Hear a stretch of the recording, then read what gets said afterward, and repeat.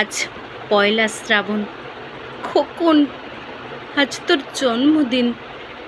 তুই যখন জন্মেছিলি আমরা তখন যাদবপুরে নতুন গড়ে ওঠা কলোনির টালির ঘরে। তোর স্কুল মাস্টার বাবা সেই হ্যারিকেনের আলো জরা ঘরেই আনন্দে আর খুশিতে ঝলমলে হয়ে উঠেছিলেন। তুই আসার পর তোর নাম রেখেছিলেন সুকল্যাণ। মানুষটার মনটা ছিল শিশুর মতন, অভাবে অনটনে বেঁচে থাকার নানা দুর্বিপাকেও ভেঙে পড়তেন না কখনো। সকলের ভালো চাইতেন মন থেকে। বলতেন, দেখো, একদিন এই দেশের মানুষ ঠিক খুঁজে পাবে মুক্তির পথ। শোষণ থেকে মুক্তি, দারিদ্র্য থেকে মুক্তি, কুশিক্ষা থেকে মুক্তি। আজ পয়লা শ্রাবণ। খোকন, আজ তোর জন্মদিন। ছোটবেলায় তোর মনে আছে আমাদের ভাঙা মেঝেতে বাক্স থেকে বার করা মেজমাসির হাতের তৈরি আসনটা পেতে দিতাম, সামনে রাখতাম ঠাকুরের আসনের প্রদীপখানা। তুই বসতিস বাবু হয়ে চুপটি করে। তোকে আমরা একে একে ধান দুব্য মাথায় দিয়ে আশীর্বাদ করতাম। বাবা বলতেন, বড় হও, মানুষ হও। তোর বাবার সেই বন্ধু ঘোষ কাকা, তিনি বলতেন, বেঁচে বর্তে থাকো। তুই জিজ্ঞেস করতিস, মা, বর্তে মানে কি? আমি শুধু তোর মাথায় ধান দুব্যই দিতাম, বলতাম না কিছুই। শুধু মনে মনে বলতাম, ঠাকুর আমার খোকনকে মস্ত বড় মানুষ করে তুলো। আমার খোকন যেন সত্যিই মানুষ হয়, ওর যেন কখনো কোনো বিপদ না হয় ঠাকুর। অভাবের সংসারে ওই একটা দিন পয়লা শ্রাবণ, কষ্টের পয়সায় একটু বাড়তি দুধ নিতাম, পায়েস রান্না করে দিতাম তোকে। তুই খুব ভালোবাসতিস পায়েস খেতে। তোর বাবা বাস স্ট্যান্ডের দোকান থেকে নিয়ে আসতেন তোর প্রিয় মিষ্টি ছানার গজা। সামান্য স্কুল মাস্টারিতে কী বা আয় হতো, ঘরে বসে ছাত্র পড়িয়ে আসতো কিছু।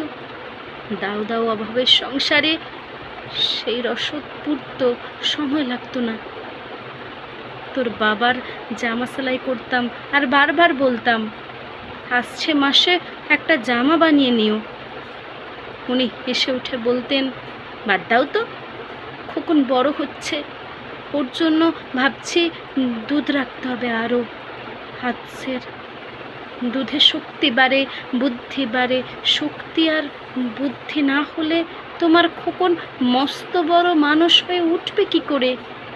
ভাবছি আরও দুটো টিউশনি নেব। ছাত্র পড়িয়ে পড়িয়ে মানুষটা দিনের শেষে ক্লান্ত হয়ে যেতেন। বারান্দার ধার ঘেঁষে যখন রাতের অন্ধকারে জোনাকির ব্যস্ততা, আর ঘরে তোর পড়ার মুখস্থ করার একটানা সুর, আমাদের কলোনির ভাঙাচোরা বাড়িটাকে জীবন্ত করে রাখত। তখন বলতেন আমায়, খাওয়া দাওয়া একটু করো, তোমার চেহারাটা বড় ভেঙে পড়েছে দিন দিন। শাড়িটাও তো দেখছি বেশ ছিঁড়েছে। কালই আমি ফেরার পথে একটা শাড়ি নিয়ে আসবো। ধারেই আনবো? আমি বলতাম, ধুর, সামনে খোকনের উঁচু ক্লাস, কত বইপত্র কিনতে হবে, কত খরচ। উনি দীর্ঘশ্বাস ফেলে চুপ করে যেতেন। জোনাকিরা নিঃশব্দ অদৃশ্য আলোর আলপনা আঁকত উঠোনের আগাছার ছবি। আবহ সঙ্গীতের মতো তুই ভেতরে বসে বসে পড়া মুখস্থ করতিস, ইতিহাস, ভূগোল, গ্রামার। ঈশ্বর আমাদের নিরাশ করেননি। তুই কত বড় হলি, সব পরীক্ষায় কত ভালো ফল হলো তোর। বাবা বললেন আরও পড়ো, উচ্চ শিক্ষাই উচ্চ সম্মানের একমাত্র পথ।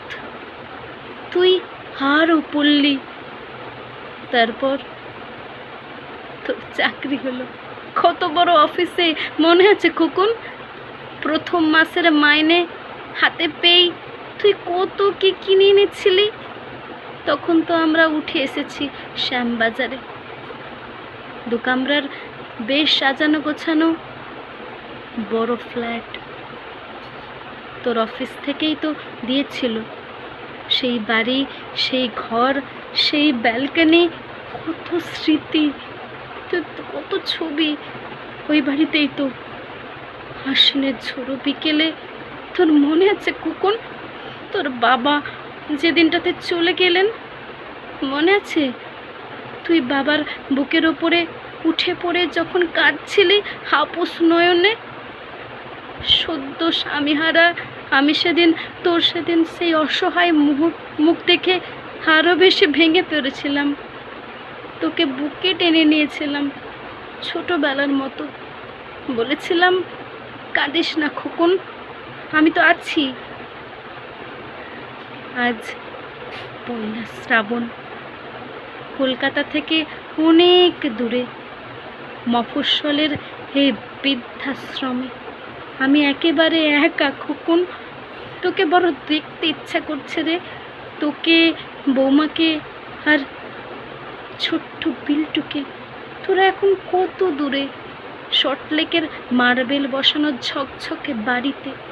আজ তোর জন্মদিনের নিশ্চয়ই খুব বড় পার্টি হচ্ছে, তাই না রে খোকন? লোকজন, হইচই, খাওয়া দাওয়া, খুব ভালো, খুব ভালো খোকন। আজ পয়লা শ্রাবণ, আমার বড় মনে পড়ছে যাদবপুরের ভাঙা ঘরের রাত্রে তুই আমার পাশে শুয়ে মাঝে মাঝে হঠাৎ খুব ভয় পেয়ে আমাকে জড়িয়ে ধরতিস। আমি বলতাম ভয় কী রে, আমি আছি তো, মা তো আছে খোকনের। যার মা থাকে তাকে কে ভূতে ধরে? তুই নিশ্চিন্ত হয়ে ঘুমিয়ে পড়তিস আমার বুক জুড়ে। তোর আধুনিক সংসারে এই বুড়িটার একটু ঠাঁই হলো না রে? প্রতিমাও তো মা, ওরও তো আছে আমার খোকনেরই মতো খোল আলু করা এক চাঁদের টুকরো। কিন্তু সময়ের কি আশ্চর্য পরিবর্তন খোকন। তুই বোধহয় আর পায়েস খাস না, তাই না রে? তুই জানিস না খোকন, আজ আমি সকালে পায়েস রান্না করেছি, হ্যাঁ তোরই পাঠানো টাকায়। সারাদিন সেই পায়েসের বাটির সামনে নিয়ে বসে আছি এখানে, এই বৃদ্ধাশ্রমে, আমার একলা ঘরে, আর কেউ নেই। তুই একবার আসবি খোকন, একবার, শুধু একবার।